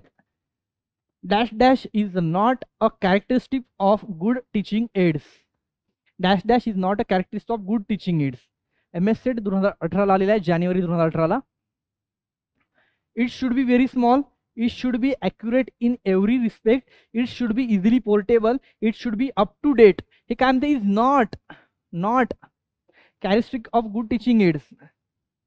काही गरज नाही की एखादं मी टीचिंग एड आहे, समजा स्क्रीन आहे, हे टीचिंग एड झाली एक प्रकारची, कारण की हे मी तुम्हाला शिकवण्यासाठी या स्क्रीनचा वापर करत आहोत. त्याची characteristic of good teaching add नसला पाहिजे किंवा नाही आहे. इट शुड बी ॲक्युरेट आणि एव्हरी रिस्पेक्ट हे असले पाहिजे. याच्यात काही काय करा, जेव्हा केव्हा काही नसले पाहिजे किंवा नॉट वाले प्रश्न येतात ना, तुम्ही पहिले हे काढा की याच्यातले कोणते ऑप्शन असले पाहिजेत. इथे यांनी काय विचारलेलं आहे, dash dash is not a characteristic of good teaching aid. Good teaching एडचा हा कॅरेक्टरिस्टिक नाही आहे किंवा हा रोल नाही आहे किंवा हा नियम त्याच्यासाठी लागू होत नाही आहे किंवा लागू नसला पाहिजे असं समजून घ्या. कारण की प्रत्येकच इंग्लिशमधले शब्द तुम्ही एक तर ठरवा सुरुवातीला की तुम्हाला जनरल ॲप्टिट्यूड इंग्लिशमधून करायचं आहे की मराठीमधून करायचा आहे. जर मराठीतून करत असाल तर इंग्लिशचे प्रश्न पाहूच नका, आणि इंग्लिशमधून करत असाल तर मराठीतले प्रश्न पाहूच नका, कारण की तिथं टायमावर इतका गोंधळ होतो. इंग्लिश प्रश्न आणि मराठी प्रश्न जरी त्याचा मिनिंग एक समजा, आता हा प्रश्न इंग्लिशमधून असा लिहिलेला आहे, मराठीत याचं म्हणजे भाषांतर इतकं भारी राहील की तुम्हाला दोघांचं काहीच कम्पॅरिझन होणार नाही. तुम्ही दुसरीकडेच असाल असं होते. त्यामुळे पहिले तुम्ही डिसाईड करा की तुम्हाला कोणती लँग्वेज पाहिजे, मग तुम्ही त्याच लँग्वेजवर प्रॅक्टिस करा. तुम्ही इंग्लिश लँग्वेजमध्ये प्रॅक्टिस करसाल तर पेपरला तुम्हाला इंग्लिश लँग्वेजमधून क्वेश्चन सॉल्व्ह करायला तुमची स्पीडही राहील आणि तुम्हाला सोपं पण जाईल. तुम्ही प्रॅक्टिस इथे इंग्लिशमधून करायले आणि पेपरला जाऊन मराठीत करायला, काहून तर मराठी मला वाचायला सोपी जाते आणि समजून घ्यायला सोपी जाते. पण एखादा प्रश्न मग असं अडकता, मग तुम्ही इंग्लिशवर येता आपोआप, काहून तुम्ही इंग्लिशची प्रॅक्टिस केलता. त्यामुळे एक ठरवा, एक तर मराठी किंवा इंग्लिश, दोन्ही भाषेवर डिपेंड राहू नका. वेळ असला तर ठीक आहे, लास्टला टाइम उरला तर मग चेक कराल न आलेले प्रश्न दोन्ही भाषेत. Okay, so it should be a very small, it should be accurate in every respect. Okay, जे काही टीचिंग एड आहे, जे काही मी आणलेलं आहे टीचिंग एड, ते काय असलं पाहिजे, एकदम ॲक्युरेट असलं पाहिजे, एकदम योग्य असलं पाहिजे. It should be easily portable, easily त्याला इकडून तिकडे या रूममधून किंवा त्या रूममध्ये, किंवा जर तुम्हाला ते वस्तू तुम्हाला हातात दाखवायची आहे, तुम्हाला इझिली ती तुम्हाला हातात घेता आली पाहिजे. किंवा it should be up to date, एखादं तुम्हाला मला काही हे दाखवायचे आहे इन्फॉर्मेशन एखाद्या हिस्ट्रीबद्दल, एकदम अप टू डेट असली पाहिजे. काही चुकी आता UPSC वाले, त्यांना डेली काय प्रश्न, डेली याच्यावर प्रश्न राहतात ना, तर ते प्रश्न पण अप टू डेट असले पाहिजे. It should be up to date, असणं आवश्यक आहे. जर तुम्हाला मी चुकीचं एखादं गोष्ट दाखवत असेल की जे 50 वर्षा पहिलीची, आणि ते आता त्याच्यानंतर एखादी तुम्हाला वॉच दाखवतो मी, समजा की आता मी वॉच दाखवतो. ओके, आता माझ्याकडे एक वॉच आहे, जस्ट ओके, ही माझी वॉच आहे, मी तुम्हाला दाखवतो. आता वॉच मी टाइम काय झाला, 8:35 झाल्या. दिसत आहे का? बघा, दिसते का? बघा, 8:35 झालेला आहे. आता ही अप टू डेट आहे का? नाही आहे. ओके, म्हणून त्यामुळे मी घातली नाही, खिशात ठेवलेली आहे, कारण त्याचे सेल संपलेले आहेत. ओके, त्याचे सेल संपलेले आहे, मी त्याला खिशात ठेवली, तुम्हाला मी दाखवली, काहून तुम्हाला त्याचं एक्सप्लेनेशन समजलं पाहिजे. त्याच्यामुळे तुम्हाला कोणतं वाटते, it should be very small. स्मॉलच असलं पाहिजे असं काही नियम आहे का? नाही आहे ना, की बुवा एखादं आता एवढी स्क्रीन लहान आहे का? नाही आहे, लहान मोठी आहे, तर स्मॉलच असली पाहिजे असा कोणता नियम नाही आहे, असा कोणता माझ्यावर दबाव नाही आहे की मी टीचिंग एड स्मॉलच आणलं पाहिजे. त्याच्यामुळे इज नॉट इथं जर नॉट नसता, असा नॉट नसता, तर मग हे खालचे तिन्ही राईट आले असते ऑप्शन, पण नॉट म्हणलं त्यांनी, त्यामुळे it should be a very small, हे नसलं पाहिजे. It should be a very small is not a characteristic of good teaching add. नाही आहे हे की छोटंच असलं पाहिजे म्हणून. It should B of any size, that's the correct answer. छोटं असल्यावर मागच्या विद्यार्थ्यांनी दिसणार पण नाही ना, आता जर मागे जाईल काय दिसणार आहे, आणि एखाद्या लईच मोठा असेल हाईटला, समोरच्या विद्यार्थ्यांना दिसणार, वर पाहून पाहायला लागेल. जसं की आपण पिक्चर पाहायला जातो त्या ह्याच्यात थिएटरमध्ये, किंवा वेगवेगळ्या भारी भारी आपल्या इकडे तर थिएटरच म्हणतो ना आपण, जात आहोत. तर तिथं काय होते, जे पुढे बसलेले आहे ठिकाणी स्टार्टिंगला लई इंटरेस्टेड असते की त्यांना समोरची सीट पाहिजे, पण भाऊ जेव्हा समोर एका घंट्यानंतर असं मान वर करू करू कामातून जातो, तेव्हा त्याला समजते की समोर बसण्याची नुकसान काय आहे. त्यामुळे ते मधातली सीट मला तरी वाटते मधातली ठीक आहे, जास्त वरही पाहायची गरज नाही, जास्त खाली पाहायची गरज नाही. ओके, सो नॉट हे option 22. If your student have problem related to learning your subject, then the best solution is MS जानेवारी 2018 आलेला प्रश्न आहे. Increase homework, supervise study, diagnostic teaching, frequent assignment. Okay, 10 second आहे, करा लवकर. म्हणजे कमीत कमी तुम्ही प्रश्न वाचल्यावर एक असं डोळे बंद करून देतो, ऑप्शन नंबर CBD असं लिहून ठेवा कागदावर, म्हणजे तुम्हाला कमीत कमी तुम्हाला हे तरी समजेल की मी प्रश्न वाचल्यावर जे काही माझ्या डोक्यात आलं त्याच्यावर मी जे काही अनालिज केलं, तर हे ऑप्शन म्हणजे तुमची अनालायझिंग स्किल तरी बरोबर आहे की नाही. कारण की तिथं सांगतो तुम्हाला 60 मिनिटात 50 प्रश्न 60 मिनिटात 50 प्रश्न सोडवायचे आहे. आणि मी सांगतो तुम्हाला त्या 40 मिनिटात का नाही, पहिल्या 40 मिनिटात तुमचे मॅक्झिमम 25च प्रश्न होतात, तर मग आखरीच्या 20 मिनिटात तुम्हाला पुन्हा 25 प्रश्न सोडवायचे आहे. म्हणजे तुम्ही इतके भारी आहे की पहिल्या 40 मिनिटात तुम्ही 25 प्रश्न सोडायले, आणि आखरीच्या उरलेल्या म्हणजे प्रेशराईज मिनिट, ते आखरीचे 20 म्हणजे एकदम प्रेशर राहते. ते सर डायरेक्ट OMR शीट ओढून घेते ना, ते लाड करत नाही तिथं, बाबू शोना तिथे तसं काही जमत नाही तिथे, डायरेक्ट स्क्रीन ते OMR शीट ओढून घेते. फाटली तर फाटली. Okay, is depend on you. Okay, so प्रश्न झाला. If your student have a problem, तर एखाद्या विद्यार्थ्यांना आपल्या एखाद्या सब्जेक्टबद्दल काय प्रॉब्लेम असेल, देन त्याचं बेस्ट सोल्युशन काय आहे. आता एक तू आहे, तुला काय प्रॉब्लेम आला, त्याच्यावर बेस्ट सोल्युशन काय आहे. या सब्जेक्टवर तुला एक प्रॉब्लेम आहे, बेस्ट सोल्युशन काय आहे. इन्क्रीज होमवर्क दिल्यानंतर प्रॉब्लेम सॉल्व्ह होणार आहे का, नाही होत. सुपरवाइज स्टडी, तुझी अभ्यास चेक करणं याच्यावरून. डायग्नॉस्टिक टीचिंग काय ते इथं माहित आहे का, कारण की ते इथं मी शिकवत आहो, जर मी चांगल्या पद्धतीने शिकवलं तुला चांगलं समजून जाईल. त्या डायग्नॉस्टिक टीचिंगमध्ये काय होईल, मी चेक करत तुमची स्किल चेक करल, तुमची पॉझिटिव्ह स्किल, तुमची निगेटिव्ह स्किल, तुमचं हार्डवर्क, तुमचं जे काही आहे मी तुम्हाला चेक करल. सिधे सांगायचं म्हटलं तर त्याच्यामुळे. आणि फ्रिक्वेंट असाइनमेंट, हे सांगा, हे असाइनमेंट हे तुम्हाला सिधं समजायलाच पाहिजे. एक तरी लक्षात ठेवा, जर तुम्हाला काही एखाद्या ऑप्शनचं मिनिंग समजलं नाही ना, कमीत कमी तुमच्या उरलेल्या 3 ऑप्शनचं मिनिंग समजून घ्या. आणि उरलेल्या 3 ऑप्शनचं मिनिंग जर त्या काय म्हणते क्वेश्चनला जर मॅच होत नसेल तर त्या न समजलेल्या ऑप्शनला मारून टाका. किती गोष्ट आहे की नाही. जर तुम्हाला जे समजत आहे, होमवर्क वाढल्यानं तुमचं ते सॉल्व्ह होणार आहे का, नाही. किंवा सुपरवाइज स्टडीनं होणार आहे का, जे तुम्ही अभ्यास करत आहे त्याला सुपरवाइज करा, होणार आहे का, नाही. किंवा फ्रिक्वेंट असाइनमेंट दिल्यानं होणार आहे का, नाही. 3 ऑप्शन तर समजलेले आहे तुम्हाला, तर त्यातला एकच ऑप्शन उरला, जे की ऑप्शन नंबर सी आहे, डायग्नॉस्टिक टीचिंग. आता मी सांगतो तुम्हाला, या डायग्नॉस्टिक टीचिंगवर 3रा प्रश्न आहे की नाही. एकदम पहिला प्रश्न, एक मदात, आणि आता आहे 3रा प्रश्न. त्याच्यामुळे तुम्ही या डायग्नॉस्टिक टीचिंगला एक थोडं टार्गेट करा. जमलं तर मी पण या डायग्नॉस्टिक टीचिंगवर एक 2-3 मिनिटात एक क्लिअर नंतर कधी वेळ भेटला तर सांगेल समजून. Okay.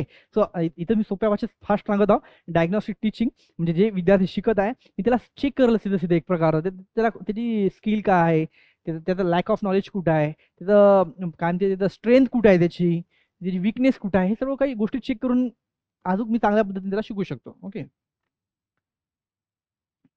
The reflective level teaching is MS set June 2019. बघा 15 पासून आपण 19 वर आलो. आणि प्रश्न मॅक्झिमम जागी काही प्रश्न सारखेच आहे बरं. याचा एक फायदा आहे, डिवाइड अँड रूल करण्याचा एक हे फायदा झाला की आता आपल्याला हे समजलेलं आहे की डायग्नॉस्टिक टीचिंग आणि अजून एक पॉईंट आहे, त्या 2 पॉईंटवर maximum effective teaching, diagnostic teaching आणि इफेक्टिव्ह टीचिंग, अंडरस्टँडिंग, या 2-3 गोष्टींवर त्यांनी टार्गेट केलेलं आहे प्रश्नाचं टीचिंग ॲप्टिट्यूड म्हणून. तर तुम्ही समजदार असाल, हुशार असाल तर मला सांगायची जास्त गरज नाही. मी तुमच्या पाया पडू तसं करणार नाही की तुम्ही हेच करा, तुम्ही हेच करा, तुमची इच्छा. तुम्हाला एवढं डिवाइड अँड रूल करून दिलं मी, तुम्हाला फक्त टीचिंग ॲप्टिट्यूडचे 2015 पासूनचे पेपरला आलेले प्रश्न आणले आज मी. तसं मला मी मोठेपणा केला असता की नाही आपण 2018चा पेपर सॉल्व्ह करूया, नॉट युजेबल, त्याचा काही फायदाच नाही. जेव्हा तुम्ही डिवाइड, अभि इंग्रजांनी भारतावर किती वर्ष राज्य केलं, कशाने राज्य केलं, डिवाइड अँड रूल. ते असे नाही करायचे की अख्ख्या भारतामधला त्यांचा नेता किंवा त्यांची सरकार एकाच जागी असली पाहिजे, तसं नाही. दिल्लीवर त्यांचे अर्धे लोक, अर्धे सोल्जर दिल्लीला, अर्धे मुंबई, म्हणजे वेगवेगळ्या गावात असे रूल करायचे ना, डिवाइड अँड रूल.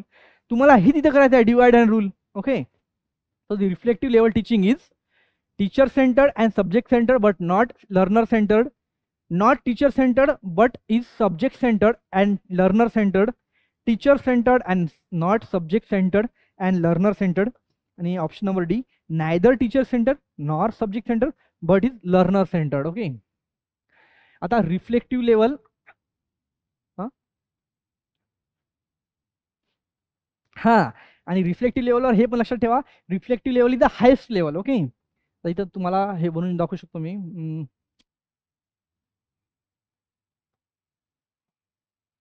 ओके. त्याच्यात 3 लेवल येते. कोणती? हे बघा, पहिली मेमरी लेवल. मेमरी लेवल म्हणजे कोणती, जी लहानपणी आपल्याला काही समजायचं नाही, पण सर म्हणले 2 1 2 किंवा ABCD, तीच एक प्रकारची मेमरी लेवल झाली. कारण की न समजता फक्त पाठ करणे, त्याला आपण मेमरी लेवल म्हणतो. नंतर आली अंडरस्टँडिंग लेवल, हे मीडियम अंडरस्टँडिंग. जेव्हा आपण 5वी 6वी किंवा 7वी 8वी 9वी 10वी, तो आपल्याला बरेच गोष्टी समजून घेता यायला, म्हणजे आपल्या दिमागाचा काहीतरी विकास झाला, दिमागाचा आपण काहीतरी वापर करायला सुरुवात केली, मानवाने त्या काळात दिमागाचा वापर करायला सुरुवात केली, हे झाली अंडरस्टँडिंग लेवल. ओके. जर दिसत नसेल हे, ओके दिसायले ना, मेमरी, अंडरस्टँडिंग, आणि लास्टला येते रिफ्लेक्टिव्ह लेवल. लास्टला येते रिफ्लेक्टिव्ह लेवल, जे की सध्या आपण करत आहोत. जे सर्व डिपेंड कशावर डिपेंड आहे. आता आपण काय करत आहोत, जे एखादं PhDला कोर्स करत आहे किंवा नेट सेटची तयारी करत आहे, हे मॅक्झिमम डिपेंड आहे त्या विद्यार्थ्यावर, त्या लर्नरवर, की त्याला अभ्यास कसा करायचा आहे. कारण की ऑलरेडी तो MSc पर्यंत शिक्षकाकडून शिकत आलेला आहे, त्याचं जे नॉलेज घ्यायचं आहे ते सर्व संपलेलं आहे. आता आता तुमच्यावर लाड नाही कोणाचा की तुमच्यावर maybe I am the your last teacher जे कोणी पाहत आहे maybe I am the your last teacher. कारण की याच्यानंतर तुम्हाला कोणता शिक्षक भेटणार नाही. जे काही अभ्यास करायचा आहे, जे काही रिसर्च करायचं आहे, जे काही तुम्हाला नॉलेज गेन करायचं आहे, स्वतःवर डिपेंड राहून करायचं आहे. कशावर? स्वतःवर लावून डिपेंड करायचं आहे. त्यामुळे या 4 ऑप्शनमध्ये पहिले हे बघा की लर्नर सेंटर्ड किंवा स्टुडंट सेंटर कुठं आहे, आणि नसलेले ऑप्शन रॉंग करा. कारण की ऑप्शन एवढे लेंदी ऑप्शन आहे, तर लेंदी ऑप्शनच्या वेळेस पहिले ऑप्शन कॅन्सल करायला शिका. Cut, divide and rule, cut and solve. Okay, तर लर्नर सेंटर्ड बट नॉट म्हणते, त्याच्यामुळे हा नाही. इथं आहे एक लर्नर सेंटर्ड, तो हा राहू शकतो. ओके, टीचिंग सेंटर्ड आहे का, अँड हा पण आहे एक लर्नर सेंटर्ड, आणि हा पण आहे. म्हणजे हा पहिला ऑप्शन कॅन्सल झाला. आता ऑप्शन 3 आहे तुमच्याजवळ, 3 ऑप्शन. ओके, आता तुम्ही सांगा रिफ्लेक्टिव्ह लेवल टीचिंग कशा आहे का, टीचरवर डिपेंड आहे का, टीचरवर डिपेंड आहे का, नाही आहे. टीचर सुद्धा डिपेंड नाही आहे ती. टीचर आता टीचरवर डिपेंड काऊन नाही सांगतो. एक तर तुम्हाला सांगितलेलं आहे मी, ऑप्शन नंबर डी का? Okay, we will check. हां, ऑप्शन नंबर डी. ओके, हां, ओके, ऑप्शन नंबर डी मिळाला तू, मग चेक करूया. हां, सो आता रिफ्लेक्टिव्ह लेवलमध्ये एक तर सांगतो, मॅक्झिमम सर्व काही डिपेंड आहे लर्नरवर. इथं टीचरचा काही संबंध येणार नाही, मॅक्झिमम तर येणारच नाही. त्याच्यामुळे टीचर सेंटर्ड नॉट असलं पाहिजे इथं. तर तिथं नॉट टीचर सेंटर्ड आहे, इथं पण आहे. हां, मग हे पण ऑप्शन रॉंग झालं. आता उरले 2च ऑप्शन, ऑप्शन नंबर बी आणि ऑप्शन नंबर डी. कारण इथं पण नॉट टीचर सेंटर, इथं पण not teacher centre, but it subject centre दिलेलं आहे इथं. आता हे रिफ्लेक्टिव्ह लेवलमध्ये सब्जेक्ट सेंटर पणची काही गरज नाही ना. जे काही मी शिकवतो, माझी इच्छा, मला कोणत्या मुद्द्यावर अभ्यास करायचा, याच मुद्द्यावर अभ्यास करायचा काही नियम नाही आहे. मी फिजिक्सचे सुद्धा रिसर्च करू शकतो, बायोचा सुद्धा करू शकतो, किंवा बायोबद्दलची किंवा क्वांटम मेकॅनिक्स सुद्धा शिकू शकतो, क्लासिकल मेकॅनिक्स सुद्धा शिकू शकतो, न्यूटोनियन शिकू शकतो, इलेक्ट्रॉनिक्स शिकू शकतो, digital, electrodynamics, nuclear, statistical, thermodynamics is depend on me. Okay, you cannot restrict me in any point or in anywhere. Okay, so इथं बट इज सब्जेक्ट सेंटर सांगितलेलं आहे, तर सब्जेक्ट सेंटर्ड असणं पण आवश्यक नाही. तर हा पण ऑप्शन चुकला. You are right, option number D is correct. Okay, neither teacher center nor subject centered, but it is a learner center. त्यामुळे लक्षात ठेवा, reflective level teaching is learner centered. Reflective level teaching is learner centered. Are you got it? हां, आपल्याला भेटलेल्या ज्ञानाचा आपण वापर कसा करतो, करेक्ट. कारण आतापर्यंत तर हेच करत आलो ना, मेमरी लेवल, अंडरस्टँडिंगमध्ये आपण तेच करत आलो. मेमरीमध्ये तर काही समजायला नाही तरी पाठ करायचो. अंडरस्टँडिंगमध्ये मला तर वाटते अंडरस्टँडिंगमध्ये पण बऱ्याच जणांना समजायचं नाही, ते मार्कशीटवर मार्क कमी येतील त्या भीतीने आपण अभ्यास करून भूकंपट्टी करायचो. म्हणजे खरं का म्हणलं तर आपण अंडरस्टँडिंग लेवलमध्ये पण मेमरी लेवलच वापरलेली आहे बऱ्याच जणांनी, मला तरी वाटते, मी पण थोडीफार. ओके, हां. The adult learner is, M S. June 2019 आलेला प्रश्न आहे. The adult learner is peer motivated, self motivated, family motivated, society motivated. आपण एक ॲडल्ट पर्सन कोणाला म्हणतो? आता आपण ॲडल्टच झालो एक प्रकारचं, कारण की आपला सगळी समज आहे. असं आता मला भूक लागली, अगं ठीक आहे, लहान लेकराला का नाही म्हणावं लागतं, बाळा जेवण कर, बाळा जेवण कर, त्याला घास सारते त्याची आई. काहून? त्याच्यावर काही समजत नाही ना. आता आपण ॲडल्ट आहोत, आता आपल्याला कोणी सांगत नाही, आता आपल्याला तो कोणी विचारतही नाही. थोडा पर्सनल हो गया ये. लहानपणी तरी आपल्याला विचारायचे, जेवला का, जेवला का, जेवण केलंस का. तर आता आपण एका या स्टेटवर आहो, आपल्याला कोणी विचारत पण नाही की बाळा तू जेवलास का. ते बाबू शोनावाले दूर राहा इथून. ओके, बाबू शोनावाले या पॉईंटमध्ये येऊ नका. हा पॉईंट पर्सनली कोणासाठी आहे की जे खरंच अभ्यास विद्यार्थी आहे त्यांच्यासाठी आहे. तर पीअर मोटिवेटेड नाही, सेल्फ मोटिवेटेड, फॅमिली मोटिवेटेड. आता ॲडल्ट लर्नर, फॅमिली मोटिवेटेड कोण राहते? जे की मीडियम लेवलला राहील, 9वी 10वी म्हणू शकता तुम्ही. त्याला जे घरचे म्हणतात की जर तू यावेळेस टॉप आलं, तुला मी सायकल घेऊन देईल किंवा कॉम्प्युटर घेऊन देईल किंवा लॅपटॉप घेऊन देईल, त्याला तुम्ही म्हणू शकता फॅमिली मोटिवेटेड किंवा सोसायटी मोटिवेटेड. आजकाल बऱ्याच जागी होतात की एखाद्या समाजामधून एखादा विद्यार्थी टॉप आल्यावर त्या समाजाचे लोक त्या विद्यार्थ्यांचा सत्कार वगैरे करतो, त्याला काही बक्षीस वगैरे देतात. तो झाला सोसायटी मोटिवेटेड. पण ही ॲडल्ट शब्द आलेला आहे, त्यामुळे लक्षात ठेवा, ॲडल्ट म्हणजे सेल्फ म्हणजे adult. So option number B is right, self motivated. Okay, so last 2 question may be. हां, modern teaching support system includes. MS set June 2019 आलेला प्रश्न आहे. The modern teaching support system includes. हे modern teaching आहे. Okay, हे कशाला support? Smart board, green board, chart, map, कशात येईल याच्यात? Smart board.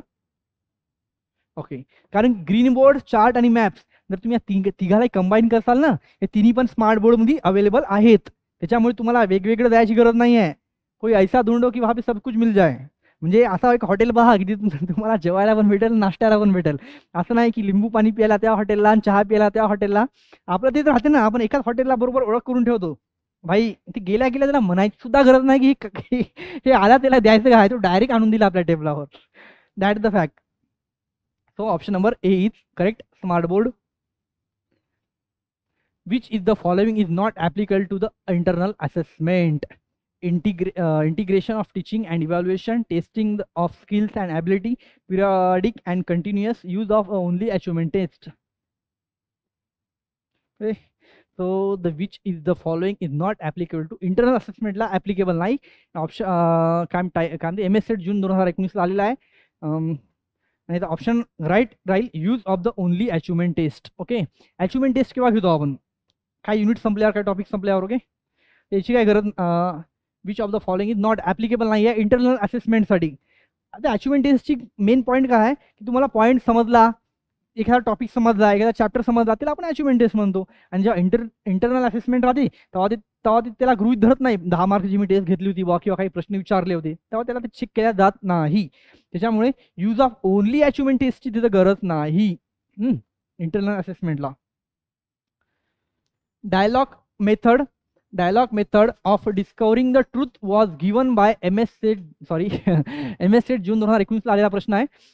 Dialogue method of discovering the truth was given by Plato, Socrates, Froebel and Herbart. त्याचा option number direct सांगा, fast. Last 2 प्रश्न राहिलेले आहे. सॉक्रेट्स. ओके, याच्यात काही समजून सांगायची गरज नाही आहे. क्वेश्चन MS सेट जून 2019 ला आलेला प्रश्न आहे. Dialogue method of discovering the truth was given by Socrates.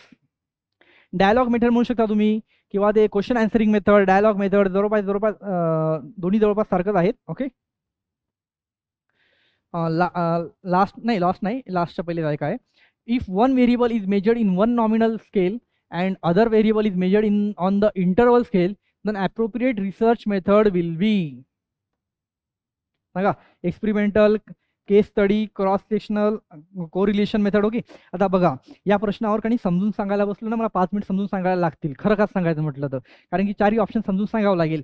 पण जर तुम्ही थोडा दिमाग लावला आणि थोडं प्रश्नावर टार्गेट केलं, थोडा दिमाग लावून थोडं प्रश्नावर टार्गेट केलं, तुम्हाला सीधं उत्तर समजून जाईल. उत्तर म्हणजे सांगायची गरज नाही, तुम्ही स्वतःहून सांगसाल.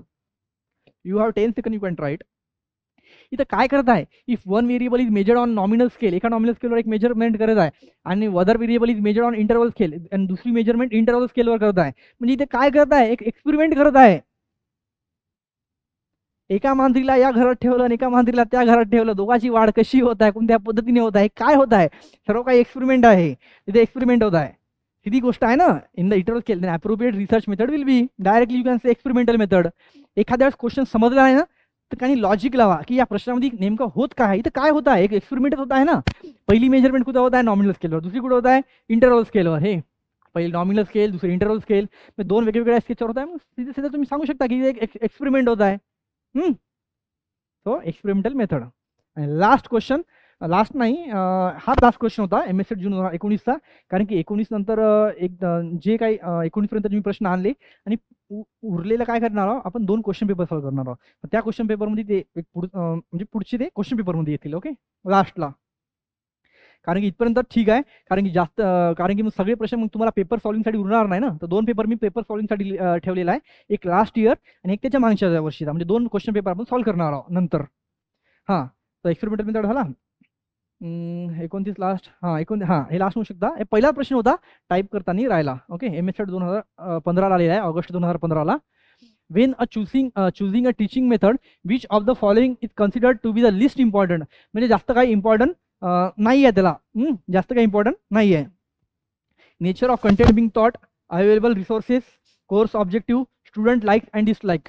ओके, एक काय म्हणते, when choosing a teaching method which of the following consider to be least important.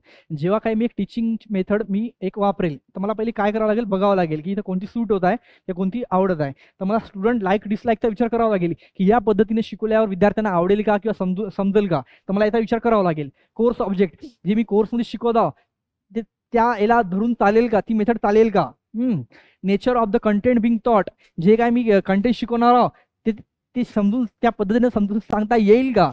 आणि अवेलेबल रिसोर्सेस, ती माझ्याजवळ रिसोर्स अवेलेबल आहे की नाही. तर काय म्हणते, which choosing a teaching method which of the following is consider to be least important.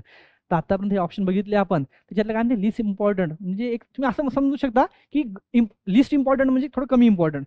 पण तुम्ही असं म्हणू शकता क्वेश्चन सॉल्व्ह करताना असं समजा की तुम्हाला इम्पॉर्टंट नॉट इम्पॉर्टंट विचारलं, नॉट इम्पॉर्टंट विचारलं असं समजून घ्या. तर काय येईल, अवेलेबल रिसोर्सेस.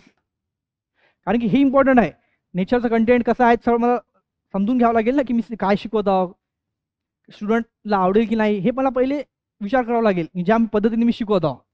कोर्स ऑब्जेक्टिव्ह, जे कोर्समध्ये शिकवत आहो, हे सर्व गोष्टीचा मला पहिले विचार करावा लागेल. पण अवेलेबल रिसोर्स, माझ्याजवळ रिसोर्स ते अवेलेबल आहे की नाही हे तेवढी काय गरज नाही आहे. ओके, रिसोर्स अवेलेबल असणं एवढं काय आवश्यक नाही. Okay, so this was our. Okay, so meet you in our next lecture. Till have a good bye, have a next. Okay, have a good day, take care.